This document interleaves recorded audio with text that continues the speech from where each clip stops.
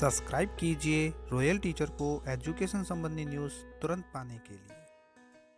जी हाँ साथियों, इस वक्त की बड़ी खबर की बात करें तो दोस्तों, जैसा कि आप सभी जानते हैं कि विद्यार्थियों के आधार और जन आधार प्रमाणीकरण का कार्य शाला दर्पण में हम करते हैं, यानी कक्षा अध्यापक शाला दर्पण के स्टाफ विंडो के माध्यम से करता है।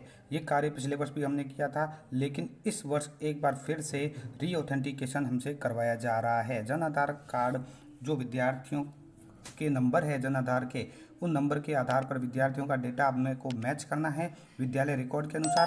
विद्यालय रिकॉर्ड के अनुसार मैच करने के बाद उसका जन आधार रीऑथेंटिकेट करना है।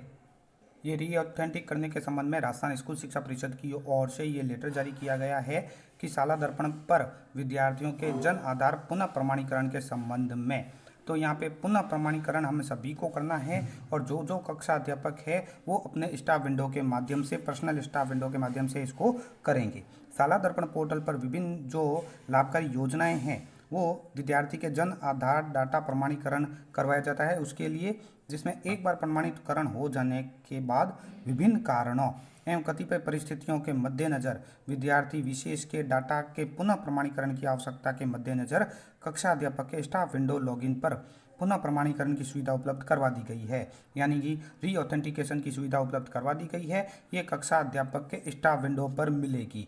किसी भी कक्षा अध्यापक, आप किसी भी कक्षा के कक्षा अध्यापक है तो आपको स्टाफ विंडो पर यह सुविधा मिल जाएगी, और आपको विद्यार्थियों के, सभी विद्यार्थियों के जो जन आधार है वो रीऑथेंटिक करने हैं। रीऑथेंटिक करने के संबंध में, जन आधार प्रमाणीकरण के संबंध में कुछ दिशा निर्देश जारी किए गए हैं जो हम सभी के लिए जानना अति आवश्यक है। रीऑथेंटिक कैसे करना है, इसके लिए दोस्तों मैं आपको इसी वीडियो में लास्ट में बता दूंगा किस प्रकार आपको करना है, लेकिन उससे पहले जो मोस्ट इम्पोर्टेंट निर्देश जारी किए गए हैं उन निर्देशों को एक बार भली भांति हम समझ लेते हैं। आपको सभी को शाला दर्पण पोर्टल पर जन आधार प्रमाणीकरण पूर्व की भांति, यानी पिछले वर्ष जो हमने स्टाफ विंडो के माध्यम से किया है वैसे ही शाला दर्पण पर विद्यार्थी के नाम, जन्म दिनांक, जेंडर के आधार पर जन आधार नंबर को जन आधार पोर्टल पर उस विद्यार्थी के उपलब्ध डेटा से मिलान कर प्रमाणीकरण करना है। दूसरा, अगर कोई विद्यार्थी है जिसके शाला दर्पण पर उपलब्ध डाटा और जन आधार में कोई भिन्नता है, यानी अलग अलग है, शाला दर्पण पोर्टल पर उसका डेटा अलग है और जन आधार पोर्टल पर उसका डेटा अलग है, तो तय प्रक्रिया के माध्यम से ही जन आधार एवं शाला दर्पण में संशोधन करवाया जाकर जन आधार प्रमाणीकरण किया जा सकता है। यानी दोनों में से किसी में भी एक में संशोधन होने के बाद ही यह जन आधार प्रमाणीकरण होगा। वर्तमान में पूर्व की भांति शाला दर्पण के माध्यम से टीआरएन जनरेट कर जन आधार डाटा में संशोधन नहीं किया जा सकता। यानी पिछले वर्ष जो हम टीआरएन जारी करते थे वैसे टीआरएन अब जनरेट नहीं होगा। जनरेट नहीं होकर सीधा ही शाला दर्पण पर या फिर जन आधार खुद संशोधन होगा, उसके बाद ही विद्यार्थियों का डेटा प्रमाणीकरण हो सकता है। इसी प्रकार विद्यार्थियों का शाला दर्पण पर एक बार किसी विद्यालय में जन आधार डाटा प्रमाणीकरण हो जाने के बाद, यानी अगर किसी विद्यार्थी का जन आधार प्रमाणीकरण किसी विद्यालय में शाला दर्पण पर हो जाता है तो दूसरे विद्यालय में प्रवेश लेने पर कई कारणों से जन आधार डाटा डुप्लीकेट बताता है, या जो अभिभावक परिवार विभाजन हो जाने के कारण जन आधार नंबर के डेटा में बदलाव करवाना चाहते हैं, ऐसे विद्यार्थियों के जन आधार डेटा पुराने विद्यालय से नवीन विद्यालय में Jan Aadhaar number, member ID, विद्यार्थी के नाम, उसकी जन्म दिनांक, जेंडर के आधार पर मैच होने पर पुराने विद्यालय से जन आधार डेटा नवीन विद्यालय में उस स्टूडेंट के लिए कैरी फॉरवर्ड किया जा सकता है, या माता पिता के अलग हो जाने के कारण भी जन आधार डेटा में बदलना चाहते हैं तो भी शाला दर्पण पर विकल्प उपलब्ध करवा दिया गया है। तो एक बार प्रमाणीकरण की इस प्रक्रिया को पूर्ण हो जाने पर विद्यार्थी के इन चारों डाटा फील्ड को लॉक कर दिया जाएगा, जिसमें आगे किसी भी प्रकार का संशोधन संभव नहीं होगा।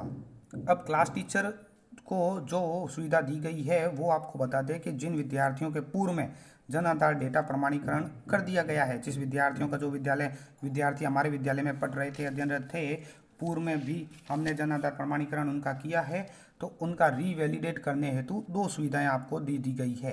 पहली सुविधा ये है कि जिन विद्यार्थियों के पुराने विद्यालय और नवीन विद्यालय में डाटा में कोई परिवर्तन नहीं है, यानी वो सेम ही विद्यालय में पढ़ रहे हैं, कोई परिवर्तन नहीं है, उनका डाटा पुराने विद्यालय से नवीन विद्यालय में Jan Aadhaar number, member ID, विद्यार्थी का नाम, उसकी जन्म दिनांक, जेंडर आधार पर रीवैलिडेट कर दिया जाएगा, बशर्ते कि विद्यार्थी पुराने विद्यालय में अध्ययनरत नहीं होना चाहिए।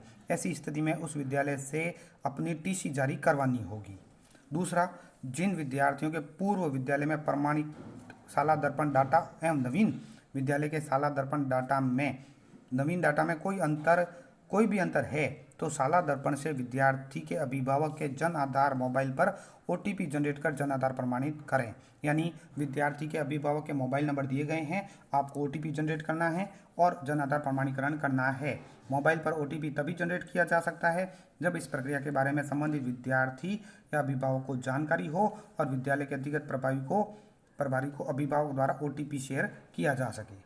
इन सभी के लिए आपको करना क्या है, शाला दर्पण के इंटीग्रेटेड पोर्टल पे आ जाना है, स्टाफ विंडो लॉगिन कर लेनी है। ये मेरी पर्सनल स्टाफ विंडो है जिसके माध्यम से मैं आपको दिखा रहा हूँ।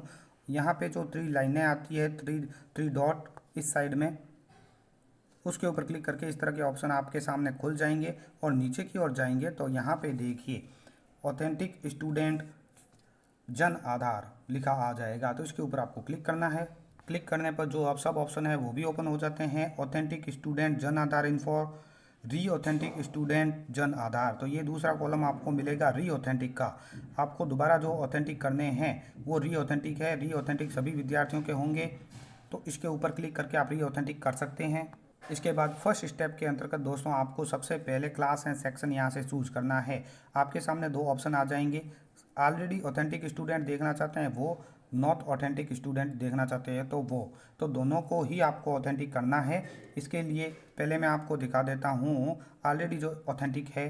तो गेट स्टूडेंट वाइज डाटा के ऊपर क्लिक करेंगे तो देखिए हमारे सामने री ऑथेंटिक का ऑप्शन आ जाएगा। एक लिस्ट खुलेगी जिसमें पहले से जिस विद्यार्थियों का जन आधार ऑलरेडी ऑथेंटिक है उसकी लिस्ट ओपन हो जाएगी। यहाँ से री ऑथेंटिक जन आधार का ऑप्शन आ रहा है, यहाँ पे कर सकते हैं। लेकिन करना कैसे है वो आपको अभी बता देते हैं। लेकिन उससे पहले आपको ये बताएंगे नॉट ऑथेंटिक स्टूडेंट के अंतर्गत भी जिसका ऑथेंटिक नहीं है उसके सामने भी आ जाएगा देखिए ऑथेंटिक जन आधार। जहाँ पहले आ रहा था री ऑथेंटिक और जिनका नहीं है उसमें आएगा ऑथेंटिक जन आधार। आपको ऑथेंटिक जन आधार जो लिखा आ रहा है रेड कलर से उसके ऊपर क्लिक कर देना है। तो स्टूडेंट का जो जन आधार ऑथेंटिकेट करना है उसके संबंध में एक लिस्ट ओपन होगी जहाँ process to authentic Jan Aadhaar green colour से शो हो जाएगा। इसके ऊपर क्लिक कीजिए और पास में जो कॉलम आ रहा है एंटर जन आधार, तो यहाँ पे जन आधार नंबर है वो डाल दीजिए। तो आपके सामने विद्यार्थी का जन आधार इन्फॉर्मेशन पोर्टल पर जो है वो सारी शो हो जाएगी। अगर ये सभी मैच हो रहे हैं तो आप विद्यार्थी का जो डाटा है वो फैच कर सकते हैं। ऊपर की साइड में देखिए मैच भी लिखा आ जाएगा। आप इसको ऑथेंटिक ऑन करंट स्टूडेंट के ऊपर क्लिक करके ये देखिए आ रहा बटन, इसके ऊपर क्लिक कीजिए और ये ऑथेंटिक हो जाएगा री ऑथेंटिक के रूप में। अगर कोई डाटा में भिन्नता है तो यहाँ पे मिसमैच भी लिखा आ जाएगा।